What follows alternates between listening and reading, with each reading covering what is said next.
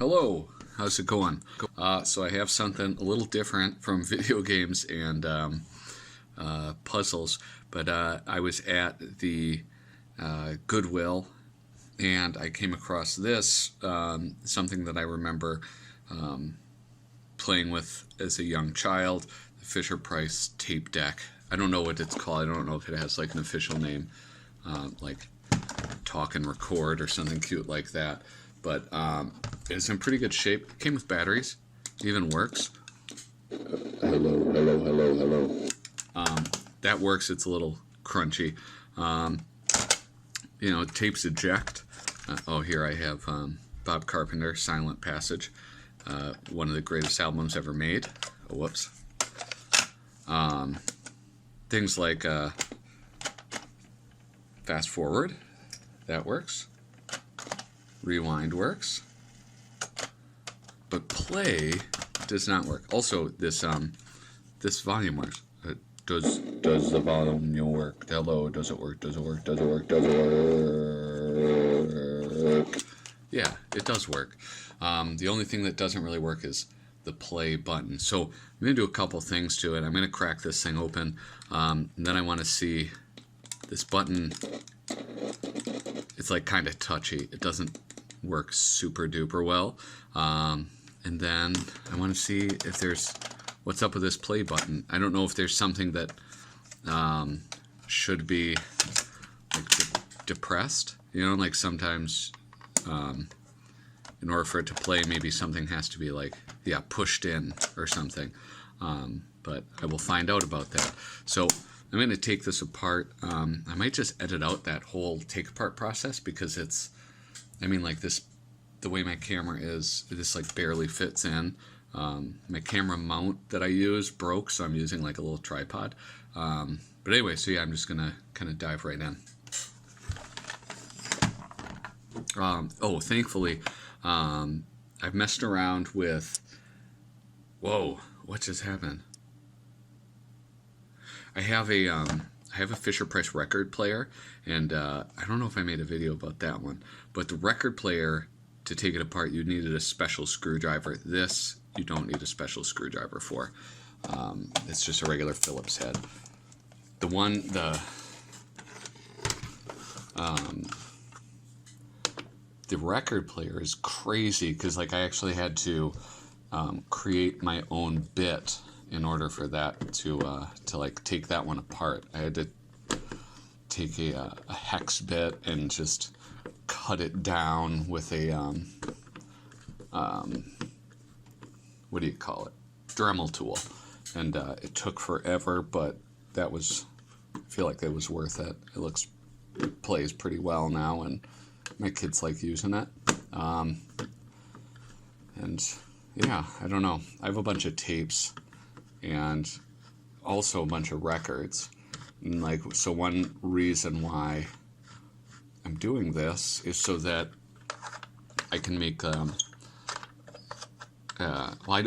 first off, I don't have a smartphone, and so when my girls want to listen to music or something, if we're out and about, I can't just put on some jams for them.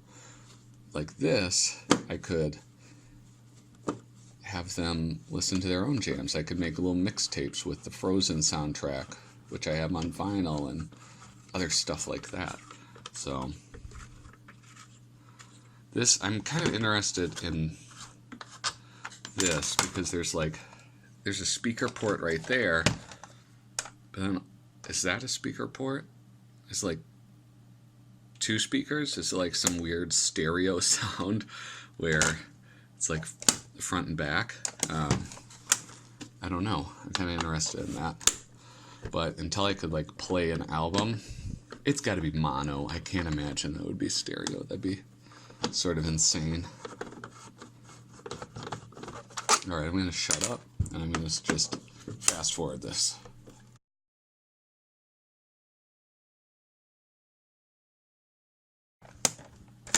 I don't think there are any hidden screws, so this should just lift open. Oh, alright.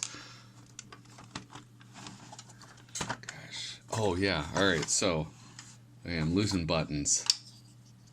Alright, forward and rewind. So there's this. Oh snap, okay, forgot to take out the batteries. Come on. Whatever. But there's these rubber things. So these rubber things connect the two. So that's creating some tension. Huh.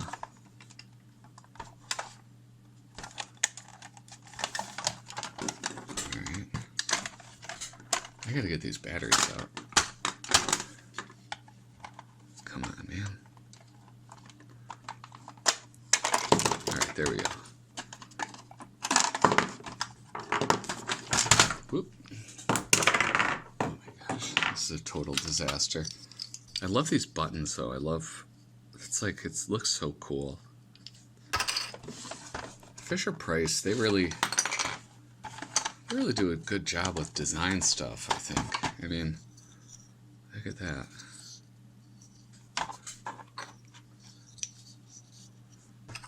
Yeah, these are just so neat. They're just like so simple.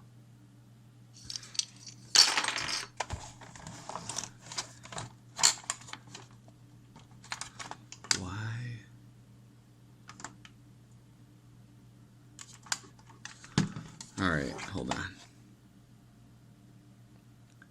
Yeah, I think it's just a rubber. Oops, I'm holding it in such a way that you can't see it at all. I wonder. Should I like... Oh, it's okay. So here's the problem. Is that like this rubber becomes so brittle after a while. This is like... This was probably super squishy at some point in its life, and now it's just like super hard. Like,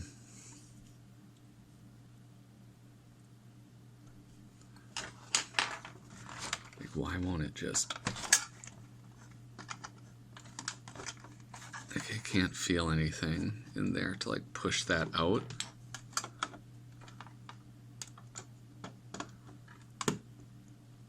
Ooh.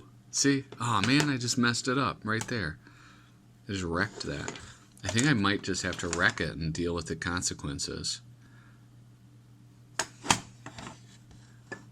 Or just like muscle this apart. But that's not. Oh.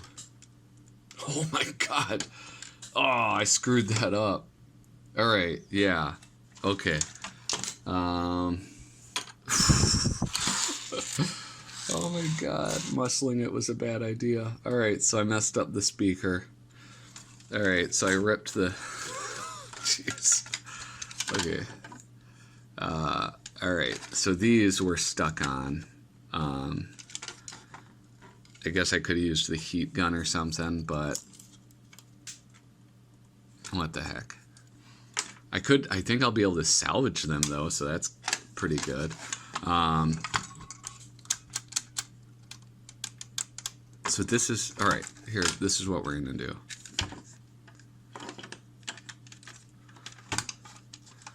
I gotta be able to see this. But, oh, I did break something. What did I just break? What was this? What did that come off of? Oh wait, I think I see. Anyway, it's probably nothing. It's fine. Everything's fine. All right, so I had to take this apart a little bit more than what I had already done. So I removed these two screws, and then there's one right here, and that allowed me to remove the motor. And then I had one more screw there, and it allowed me to take out this cassette, the part that actually plays the cassette. And so what I discovered is this. So my original idea that there was something that needed to be depressed that wasn't being depressed was correct. So there are these two tabs, one right there and one right here. Well, yeah, one right there. It's just right at the edge of the thing. This one right here has to be depressed in order for the play button to be pushed down.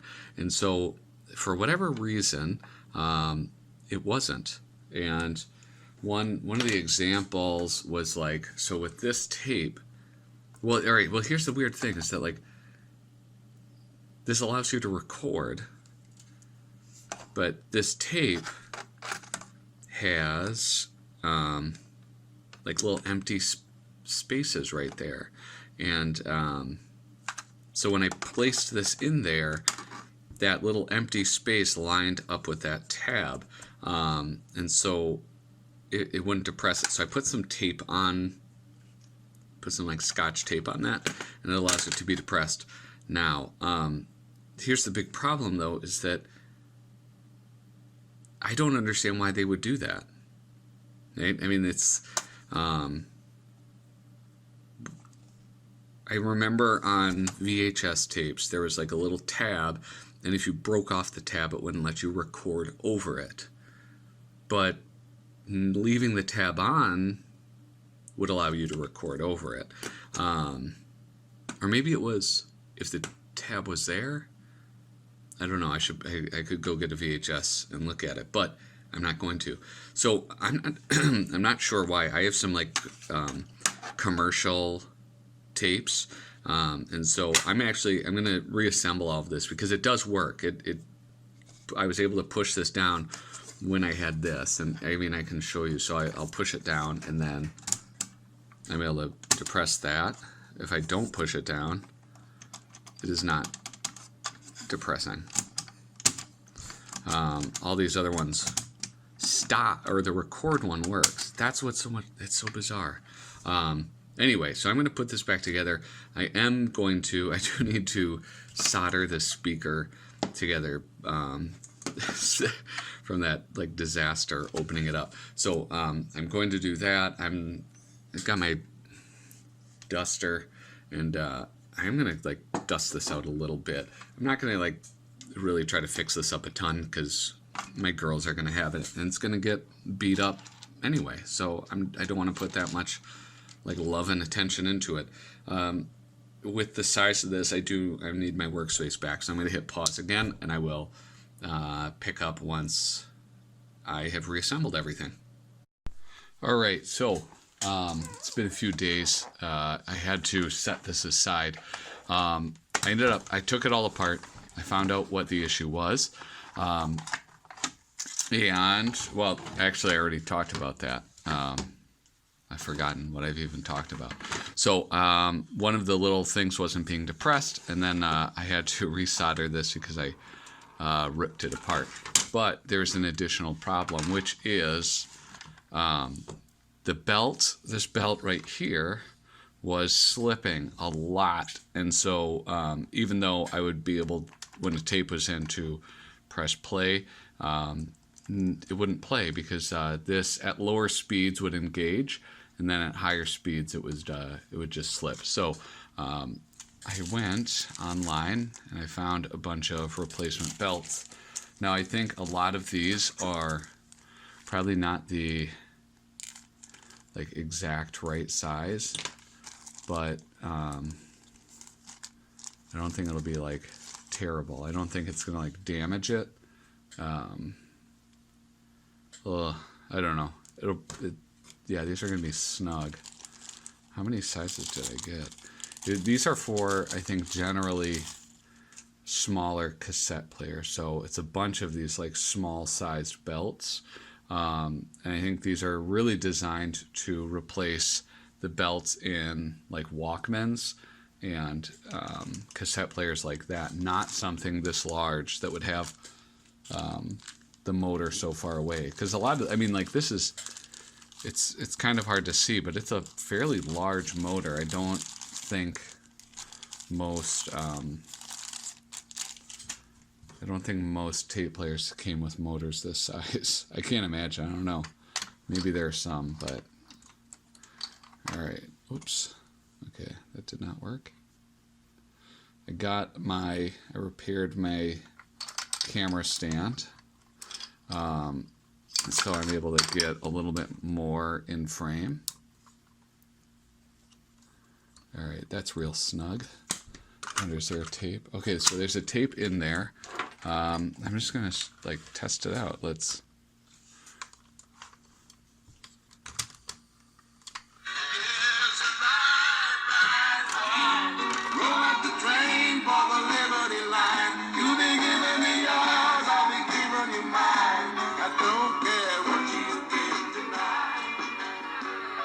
Yeah, hey, that's pretty cool. Sounds decent.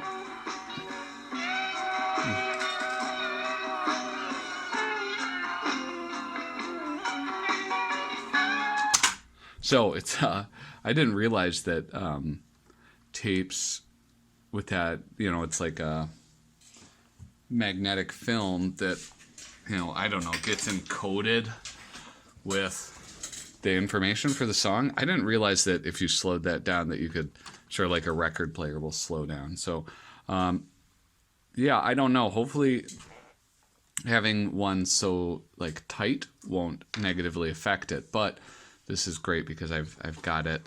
I've got kind of everything that I need out of it. It's going to be able to play tapes for my daughters, and I think they'll be pretty excited about that.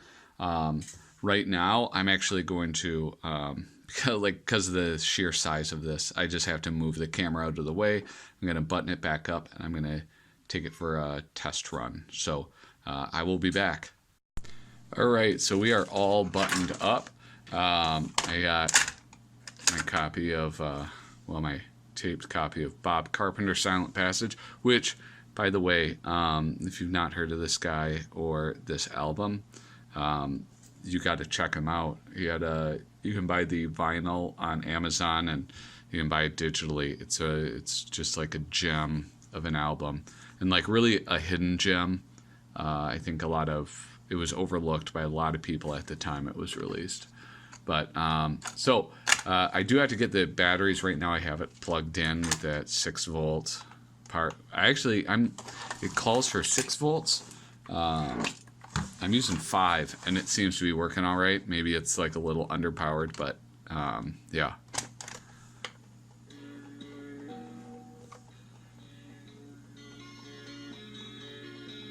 So that potentiometer works nice.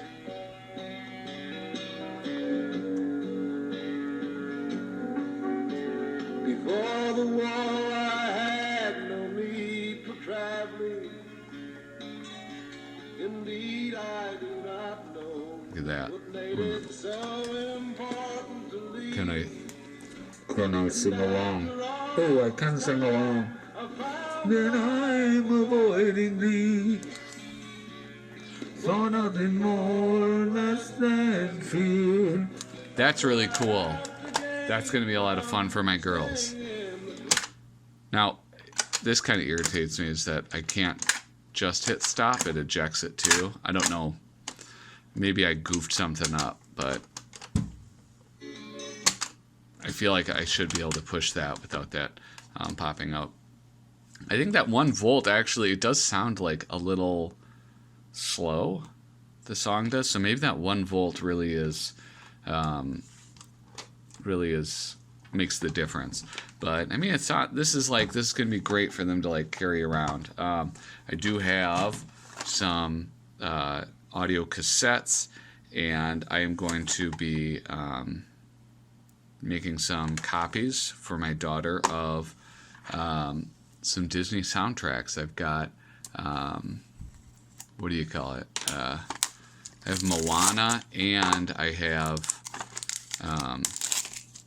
what's that? Frozen. I have those both on vinyl, and so because I just have the 2 cassettes right now, I think, God, why is this so difficult to open?